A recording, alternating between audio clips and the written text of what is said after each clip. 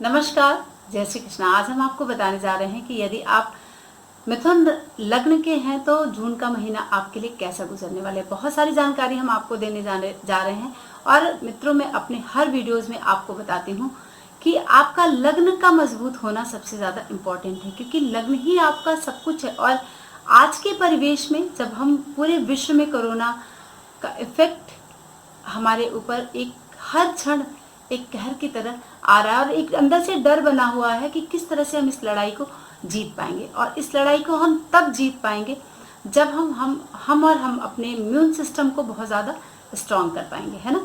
तो ये लड़ाई तभी जीती जा सकती है और जब हम रहेंगे जीवन में तभी तो हम किसी भी चीज़ का भोग कर पाएंगे, चाहे वह शिक्षा हो, ज्ञान हो, घर हो, गाड़ी हो, बंगला हो, एनीथिंग, कोई भी चीज़ हो।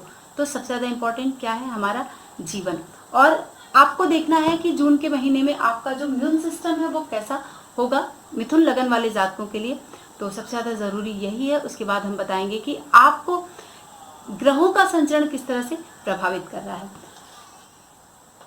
अगर आपके प्रथम भाव में 3 नंबर विद्यमान है तो आपका जो लग्न है वह मिथुन है और मिथुन राशि के जो भी जातक हैं उन पर बुध का प्रभाव होता है। और मिथुन राशि और मिथुन लग्न के जातकों का जो स्वामी होता है, लग्नेश होता है, वह बुध होता है। और बुध की स्थिति जून के महीने में इनके लग्न में विद्यमान है। चूंकि मिथुन राशि में वह 2 अगस्त तक यहाँ पर रहेगा, लेकिन वह वक्री हो जाएगा 21 जून को। अस्त और वक्री दोनों हो जाएंगे। तो 21 तारीख से लेकर बुध द्वादश भाव के भी प्रभाव को यहाँ पर देने वाला है। चूंकि लग्नेश लग्न में ही विद्यमान है तो आप समझ सकते हैं काफी स्ट्रांग स्थिति है। और एक और गुण मैं बताती हूँ कि जो मिथुन लगन के जातक होते हैं वह द्विस्वभावात्मक होते हैं। ये सबसे बड़ा उनका गुण होता है। तो इससे आपको सावधानी रखनी चाहिए कि अगर आप उनके दोस्त हैं तो वो आपके साथ शुभ भी हैं और आपके साथ अशुभ भी हैं। ये एक छोटी सी क्वालिटी मैं आपको बता रही हूँ, यहाँ पर ध्यान देने की जरूरत है। बुध जब भी लग्न में बैठता है तो चूंकि शुभ है आपके जन्मपत्री के लिए, मिथुन लगन के जातकों के लिए शुक्र और शनि बहुत ही शुभ होते हैं। और बुध की स्थिति भी बहुत ही शुभदायी होती है, क्योंकि यह लग्नेश और चतुर्थेश है। शुक्र आपके पंचम भाव का स्वामी है और आपके द्वादश भाव का स्वामी है। लेकिन बृहस्पति इनके लग्न के लिए शुभ नहीं होता है, चंद्रमा इनके लग्न के लिए शुभ नहीं होता है और मंगल इनके लग्न के लिए शुभ नहीं होता है। तो बुध यहाँ पर शुभ है तो आपको बहुत ही अच्छे विचार आएंगे, ठीक है। 21 तारीख तक काफी अच्छी स्थिति है लेखनी में, लेकिन थोड़ी सी चंचलता वाली स्थिति यहाँ पर आपकी रहेगी। फिर भी आपको लेखन का कार्य, अगर आप लेखन का कार्य करते हैं तो ये स्थिति आपके लिए बहुत ही पॉजिटिव जून के महीने में यहाँ पर 21 तारीख तक बनने वाली है। 21 तारीख के बाद से भी जब बुध वक्री हो जाएगा तो आपके द्वितीय और द्वादश भाव के भी प्रभाव को यहाँ पर प्रदान करने वाला है। इसके बाद आपको थोड़ा सा सावधान रहने की जरूरत है। जब बुध वक्री हो जाएगा तो आपके थोड़ी सी हानि यहाँ पर करा सकता है। तो जब हम लग्न से देखते हैं तो बुध यहाँ पर बहुत इंपॉर्टेंस नहीं देता है, लेकिन जब हम राशि से द्वादश भाव के प्रभाव को देखते हैं तो बुध की स्थिति यहाँ पर काफी हानिकारक बनती है। वैसे भी बुध यहाँ पर शुक्र और सूर्य के साथ में है, तो यहाँ पर जब वक्री होगा तो इन 2 भावों के प्रभाव को यहाँ पर प्रदान करेगा। तो आपका लग्न बहुत अच्छा रहेगा, बहुत ही पॉजिटिव स्थिति रहेगी मिथुन लगन वाले जातकों के लिए। तो आप एंजॉय करें। और हाँ, विद्यार्थी वर्ग जो है उनके लिए भी काफी अच्छी स्थिति है। लेखन, शिक्षा, पढ़ाई, ये सब कुछ आपका बहुत ही यहाँ पर जून के महीने में पॉजिटिव होने वाला है, ठीक। अब हम चलते हैं कि आपके चंद्रमा के विषय में मैं अंत में जानकारी आपको दूंगी। और तृतीय भाव का स्वामी जो है वह आपका सूर्य शुभ नहीं होता है मिथुन लगन वाले जातकों के लिए। और सूर्य की स्थिति यहाँ पर 2 भाव में विद्यमान है। चूंकि बुध यहाँ पर राहु के साथ बैठा है तो बीच बीच में थोड़ी थोड़ी अड़चने दे सकता है। सूर्य भी लग्न में बैठा है तो आपको जो आपकी चंचलता है बुध दे रहा है ना, उसमें आपको थोड़ा सावधानी बरतने की जरूरत है। क्योंकि शुभ नहीं है तो आपके हाथ में जो पैसा आएगा ना वो आते आते से रह जाएगा, उसमें अड़चने आएंगी। और ये मास अगर हम देखें तो सूर्य और राहु एक साथ बैठने की वजह से थोड़ी थोड़ी अड़चनों भरा रहेगा, ठीक है। लेकिन काम जो है वो आपके अच्छे होंगे क्योंकि बुध आपका पॉजिटिव है, लग्नेश लग्न में ही बैठा है, तो ये स्थिति आपके लिए काफी अच्छी बना रहा है। सूर्य यहाँ पर बैठा है तो मैंने बताया कि अड़चनों के साथ यहाँ पर आपको प्रभाव देने जा रहा है। लेकिन 14 तारीख तक सूर्य आपके द्वादश भाव में रहेगा। 14 तारीख के बाद से ये अड़चने आपके साथ यहाँ पर आने वाली हैं। जब भी द्वादश भाव में सूर्य की स्थिति होती है तो आप समझ सकते हैं कि द्वादश भाव कोई विशेष नहीं है। मीन राशि यहाँ पर उच्च की होती है, तो मीन राशि में शुक्र यहाँ पर उच्च का हो जाता है और शुक्र की स्थिति यहाँ पर बन रही है। शुक्र स्व राशि में यहाँ पर विद्यमान है, तो शयन के मामले में आपको सुख प्रदान करेगा। तो अगर इस तरह के कोई संबंध है तो उसमें बहुत सावधान रहिएगा। क्यों? क्योंकि आपको यहाँ पर बदनामी के चांसेस सूर्य और शुक्र दिला सकते हैं। एक साथ सूर्य और शुक्र की स्थिति यहाँ पर अच्छी नहीं होती और द्वादश भाव में बैठकर आपको सूर्य थोड़े से आपके खर्चे करा सकता है। तो ये स्थिति आपकी यहाँ पर बन रही है। तो और 14 तारीख के बाद से भी आप यहाँ पर देखिए कि इस तरह की मैंने बताया कि अड़चनों के साथ आपका पूरा मंत्र रहेगा, लेकिन आप स्ट्रांगली आप इस महीने को पार करेंगे। क्यों? क्योंकि आपका लग्नेश लग्न में ही विद्यमान है वक्री होकर। बुध अस्त भी हो जाएगा 21 तारीख के बाद से, तो बुध की स्थिति यहाँ पर यानी आपका लग्नेश जो है वो थोड़ा सा कमजोर स्थिति में हो जाएगा। तो जब कमजोर हो जाएगा और वक्री रहेगा तो ये शुभता वाला थोड़ा सा अड़चने रहेंगी।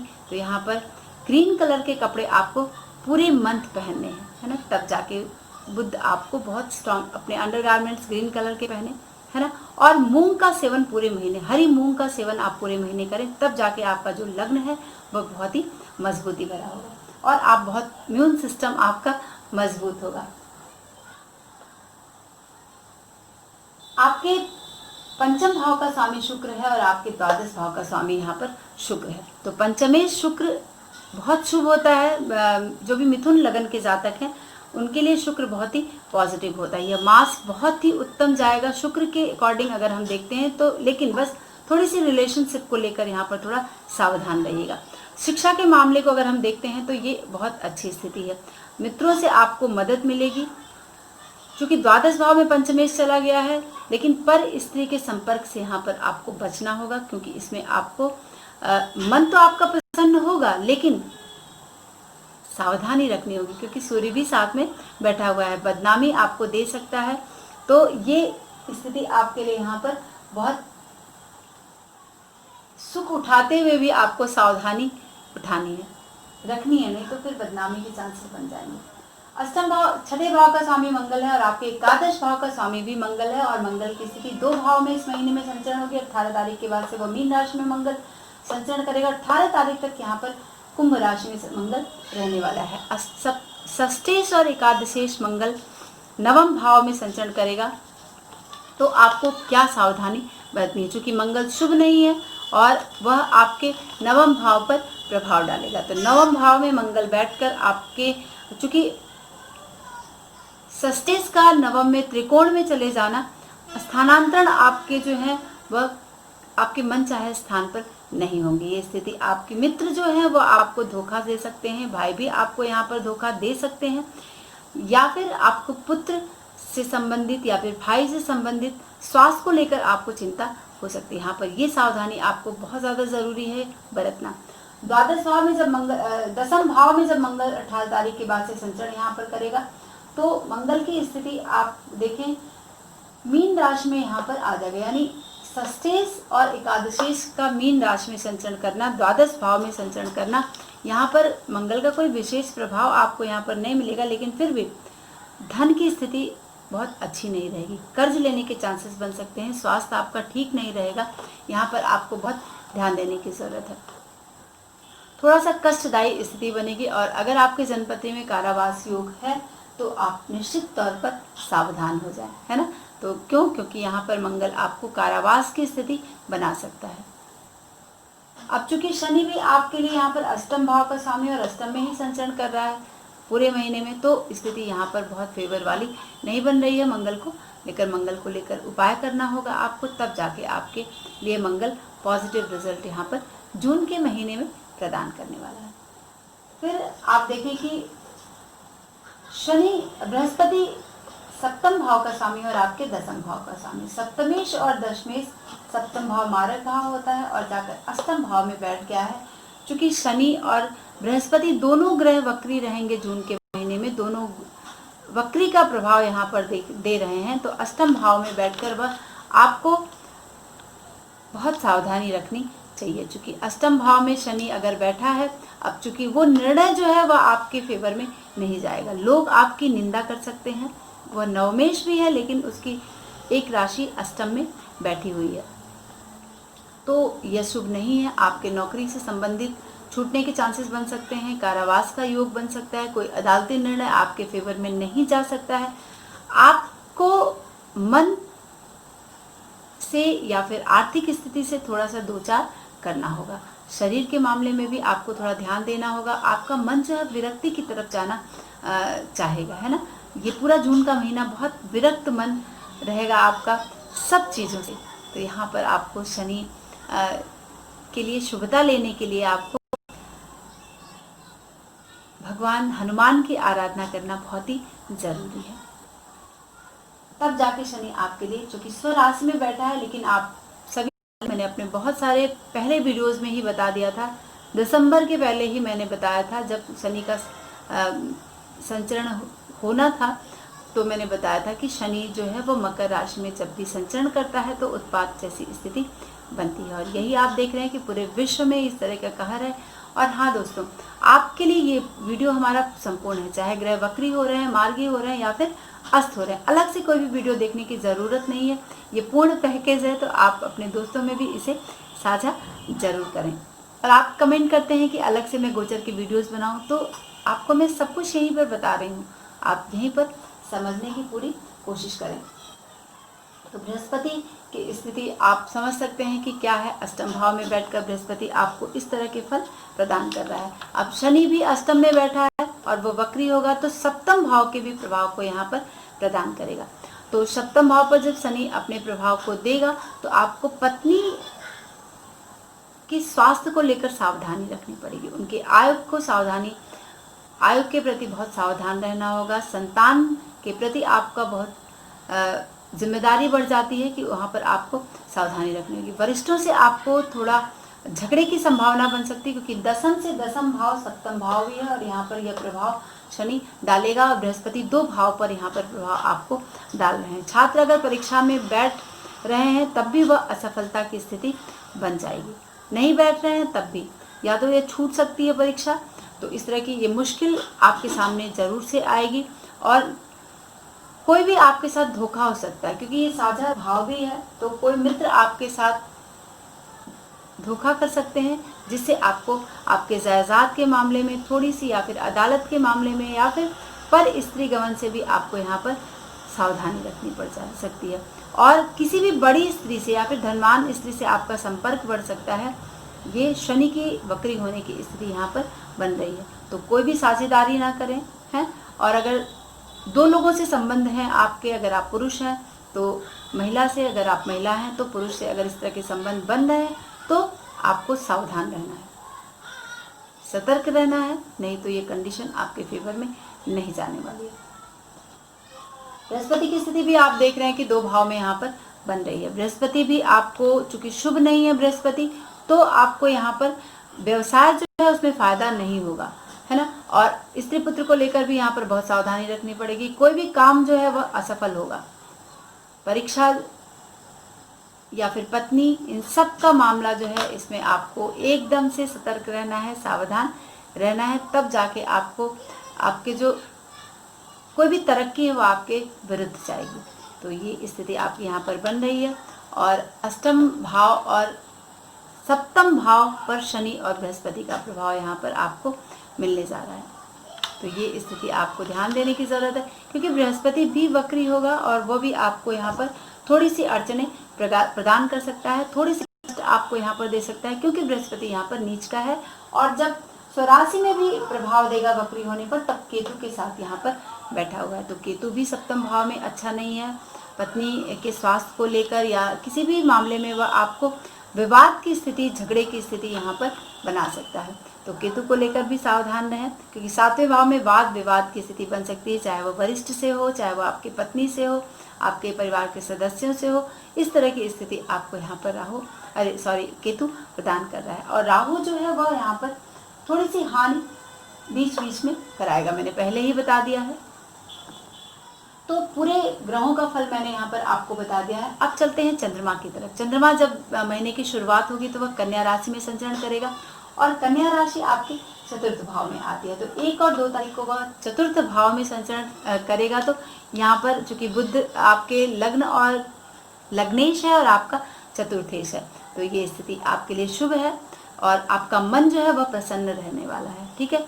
और धन का लाभ आपको प्रॉपर 2 दिन बहुत होने वाले हैं। फिर 3 और 4 तारीख को वह पंचम भाव में तुला राशि में संचरण करेगा चंद्रमा। तो आपको पंचम भाव में जब संचरण करेगा चंद्रमा तो आपको क्या देगा, बहुत ही पॉजिटिव स्थिति बनाएगा चंद्रमा। और ये 2 दिन काफ़ी अच्छे बीतने वाले हैं आपके, धन से लेकर मन की प्रसन्नता को लेकर ये सारी कंडीशन आपके बहुत ही अच्छे यहाँ पर होने वाले हैं। 5 और 6 तारीख को ये संचरण करेगा छठे भाव में मंगल के साथ चंद्रमा। तो आपको ये शुभ नहीं है, मन संतुष्ट तो रहेगा लेकिन फिर भी आपको धन नहीं मिलेगा और मन थोड़ा सा अशांत रह सकता है ना, क्योंकि वह आपके द्वितीय भाव का स्वामी और छठे भाव में संचरण करेगा। अब सबसे ज़्यादा स्थिति क्या, सप्तम भाव में जब वह संचरण करेगा, यानी 7-8 तारीख को केतु के साथ धनु राशि में जब यहाँ पर संचरण करेगा सप्तम भाव में, तो ये 2 दिन जो है आपके थोड़े से कष्ट वाले, यहाँ पर सावधान रहने की ज़रूरत है चंद्रमा को लेकर। चंद्रमा जब अष्टम भाव में आएगा, यानी 8, 9, 10 तारीख को 10-11 तारीख तक चंद्रमा अष्टम भाव में संचरण करेगा। शनि के साथ विष योग यहाँ पर चंद्रमा बनाएगा अष्टम भाव में। और बृहस्पति, दोनों ग्रह वक्री हैं, दोनों वक्री ग्रह के साथ चंद्रमा का यहाँ पर अष्टम भाव में संचरण होगा। तो आपको नींद नहीं आएगी, बहुत उलझन की स्थिति यहाँ पर बन सकती है। और नवम भाव में भी आपको नींद की स्थिति नहीं आएगी, क्योंकि चंद्रमा आपके लग्न के लिए शुभ नहीं है, वह आपके द्वितीय भाव का स्वामी और मंगल के साथ यहाँ पर संचरण करेगा और शनि की राशि में संचरण करेगा। तो भी आपको मन में शांति नहीं रहेगी और नींद अच्छी नहीं आएगी। तो ये रहा हमारे समस्त ग्रहों का फल। और अगर आपको हमारा विषय पसंद आता है मित्रों, तो अपने दोस्तों में साझा करें। और हाँ, आपको यहाँ पर बृहस्पति और शनि दोनों के उपाय करने हैं, क्योंकि बृहस्पति आपका सप्तमेश है और आपका कर्मेश है। तो अगर आपको अपने कर्म का क्षेत्र बढ़ाना है, आपके कार्य क्षेत्र में, चाहे वह व्यवसाय हो, नौकरी कर रहे हैं, तबादले की स्थिति हो, इन सब के लिए आपको बृहस्पति का उपाय करना होगा, पीले चीज़ों का दान करना होगा। और अगर आपका व्यवसाय ठीक नहीं चल रहा है जून के महीने में, तो आपको बृहस्पति का फास्ट भी रहना होगा। शनि के लिए आपको शिव सहस्त्र नाम का पाठ करते हैं तो समस्त जन्मपत्री का शुभ फल आपको यहाँ पर प्राप्त होगा।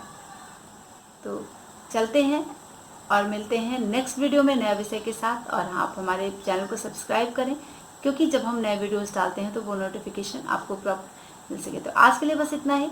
नमस्कार, जय श्री कृष्णा।